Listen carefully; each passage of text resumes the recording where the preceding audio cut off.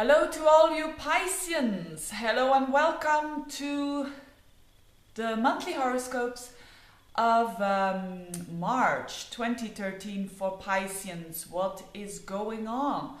Well, there is a distinction between the beginning of the month and the end of the month. So, in the beginning of the month, there is a lot going on that is a bit the same coloring as last month, February. It's a continuation of that. And the second part of the month, as from, let's say the 13th, 14th, there is a shift moving towards another area of your life. So let's first start with the beginning of the month, what is going on. It's again this overdoses of planets in Pisces at the moment.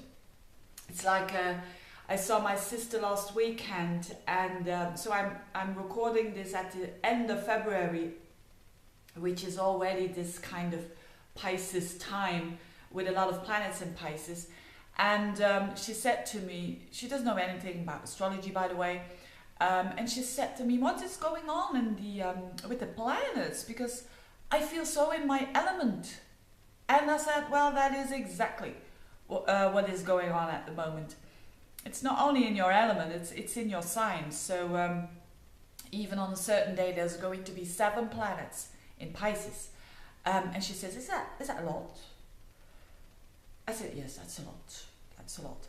But this shows very beautifully how this beginning of the month is going to be. You're going to feel in your element, but that doesn't mean to say that you're going to solve all your problems, or we have in life all kinds of challenges, and it doesn't mean to say that I'm not saying they're going to vanish right away. What I'm saying is that you're going to feel in your element, and by feeling in your element, this means that you are going to feel strong and powerful.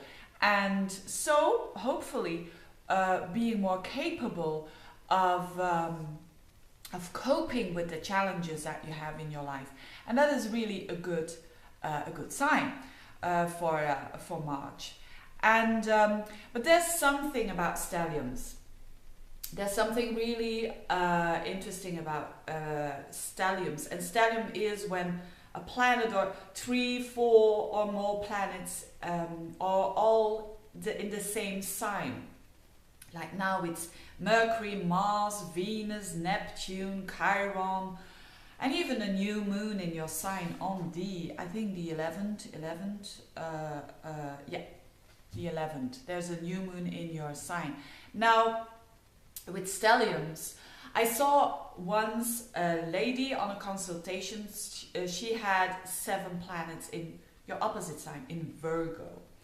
And it's difficult at times to stay balanced when there is such an overdoses of energy. That person. I'm not going into the Virgo energy because that will make you crazy probably, especially with 7 planets. I'm a Virgo, but it was like, wow, this is a tough one. But with these overdoses of energy, it tends to go to the extremes. So it has nothing to do with Pisces. Pisces doesn't go to the extremes, but when there is a stellium in the sky, it can go to the good quality, to the extreme good quality of Pisces, but it can also go to the very negative side of Pisces. So every sign has these very special qualities. And of course, it's on a collective basis actually a call for more compassion, not pity, for more understanding, for more unconditionality in relationships. For more feeling connected, for being there on the right time, at the right place, at the right moment, for that, trusting the feelings. It's a time for that. So I'm really saying to the Pisceans, you can trust that. You can be proud of yourself. Look into the mirror and be proud of those qualities that you have. But stay balanced. Make sure that you are in an environment, or you are surrounded by people who give you that balance.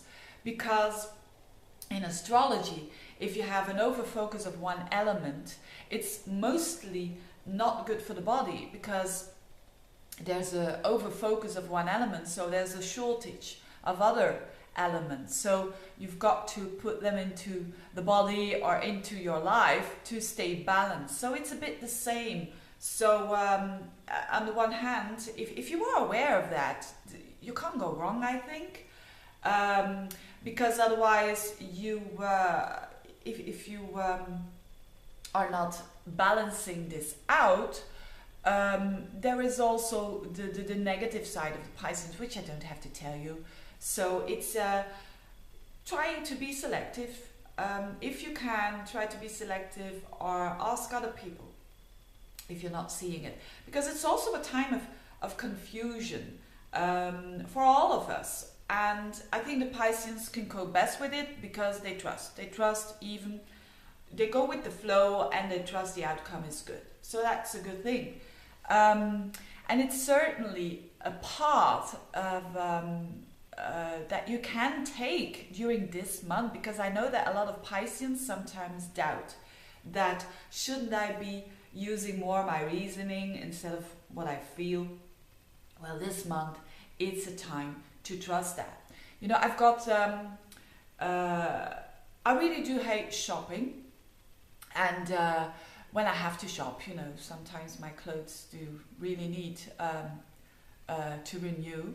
And then I call my Piscean sister, and she invites me, and then we go to a big city with a big avenue with shops. I really hate that. And how would the approach of me as Virgo would be to make a list, to go to start at the beginning of the street, to go to the right side, to do the shops, then to make a U-turn, then to come back again, and then have a drink and a bite to eat. That would be my approach. Probably I would have forgotten something that was on my list but I didn't see, etc. How does my sister does it, my Piscean sister? You know, she guides me. She starts at the beginning, but not always, but she goes to the left and she sees a shop, and then, oh, Veerle, there's another shop, but it's crossing that big avenue to the other side, and we go there. And then she sees a cafe, and then she says, oh, it's a new one, it's a good one, I feel it. Okay, we have a snack there, have something to drink, it's 11 o'clock, but no worry. Then we turn, oh, she sees something. She sees a book, you know, this book, Veerle, this applies to you, this book has been looking for you. You know, it's continuously going like that in a flow. And then at the end of the day, we're at the end of the street, I feel peaceful, I feel joyful, I had a great day with my sister, and above all, it was efficient. It was efficient because I've got everything I wanted on my list, and even I had something extra, you know, a book that I didn't know that I needed, but with seeing it, I see that I need it a lot. You see, it's this intention. There is an intention, but it's not specified, and it's almost unconscious, and that is a good thing to do this month. You know, trust that feeling, that Pisces energy, and you will do well. And I stress this because there's a shift around the 12th, the 13th of the month, because a lot of these planets in your first house, so this focus on you, and especially also that new moon, so the moon and the sun in your first house on the 11th really shows it's almost Aries time for you, because a lot of planets in the first house is a bit the same like Aries. You have to focus on yourself, and of course you can give a hand to other people, but just a hand. Yes, that's good for you. And if you do that, the shift of the second part of the month you will gain a lot on a more on the second house area of your life, which is more about self-confidence or money. Always nice, isn't it? Especially for Pisceans, who, not all of them, but who tend to have a hole in their hands. So it's nice that to know that there are possibilities to gain more money and to get more money into their lives, which is a very, it's a total different area. But I think the better you focus on the first house, the better you're going to have luck with those planets in the second house. So the Sun is going to be there, Venus, who already is associated with the second house, and also Mars, which is in its own sign in Aries, in your second house. It all reflects that you're going to, if you're going to work hard, and if you want more money into your life, if you want more self-confidence into your life, you can work on it, you know, by the action, because Mars is in there at first, and then Venus goes in there, which can attract money, or which can attract money from other people, because it rules, I think, your 8th house. Yes, it rules your 8th house, which is money of other people. So maybe money of heritage, or money of an ex-husband or wife, or anything like that. On another level, it really has to do with your talents and with your self-confidence. So it's a good time to feel very, it's a more grounded house. The second house is a Taurus house, so it's a good time to spend time and to spend your focus on that. There's also another thing going on at the end of the month, the last 10 days of the month. There is a focus on Pluto-Uranus. Pluto and Uranus are squaring up to each other at the moment. So Pluto is in Capricorn, Uranus is in Aries, that second house of yours, of your income and self-worth. So that is always there for everybody, that square on the background. But every time that faster planets like a Mars or a Venus is aspecting that square, it comes to the surface. And it is happening around the 23rd of March. Mars is conjuncting Uranus in your second house and squaring up to Pluto in your 11th. So the whole square is activated again. Now for you, you're not a cardinal sign. So the cardinal signs like Libra or Aries, Cancer and Capricorn are feeling that the most, especially on their on certain degrees. But for you, it's the energies in those different areas of life, and it has to do with that self-worth. And Mars and Uranus, of course, is kind of explosive, or it can mean sudden, because Uranus is involved, sudden events. So I hope for you Pisceans it's a positive one, and it's suddenly money coming into your life, or suddenly more confidence. I hope it's something like that. And also Venus and the Sun are going to reach that point where Uranus is around 6 to 7 degrees. So it's really going to be a time of more restlessness in the air. So not as the beginning with all of Pisces time, which is more peaceful and more feminine energy. So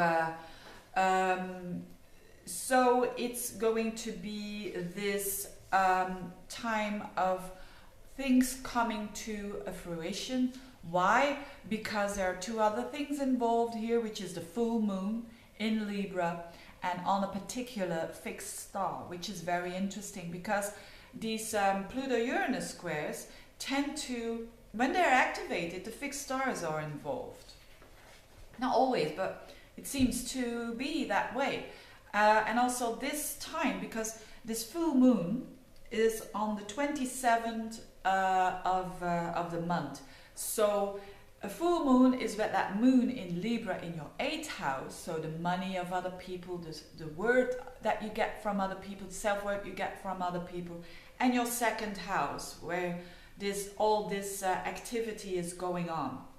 So something is happening right there around that time that comes to a fruition, but the fixed star that is involved. Now fixed stars are used in horary, and I tend to take them into readings when there are conjunctions happening. There are only a few that I take into consideration. And this full moon is around 6 to 7 degrees of Libra. And there is a fixed star called Vindimiatrix. I hope I say it okay. And Vindimiatrix is associated with separation. And a lot of people would say, ooh, separation, but I think it's a good thing. I hope it's a good thing, but I'm sure it's a good thing.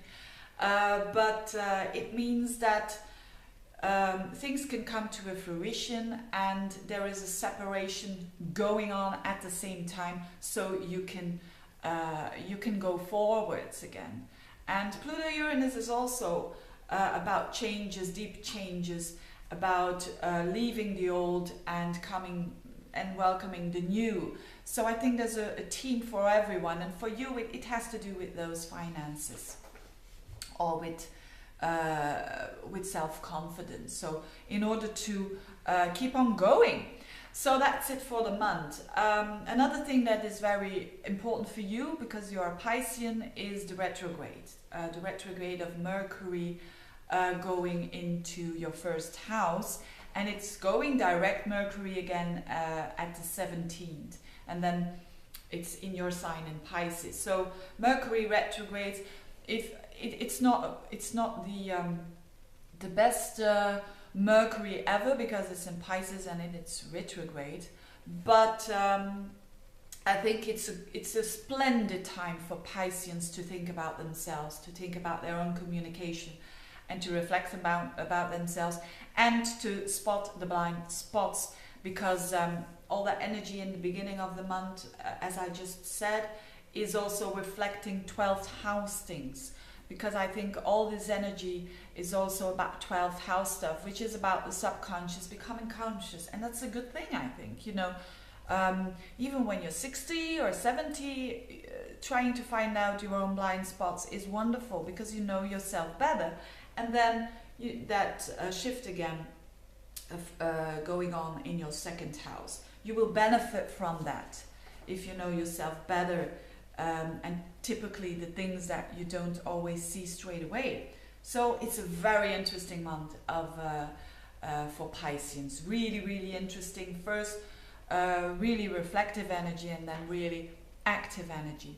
I'm just checking if I haven't forgotten anything. I think that's the most important for you, Pisceans. I think yes, the square, yes. That's it. I wish you all the best. Take advantage of the good things, and see you next month. Bye-bye.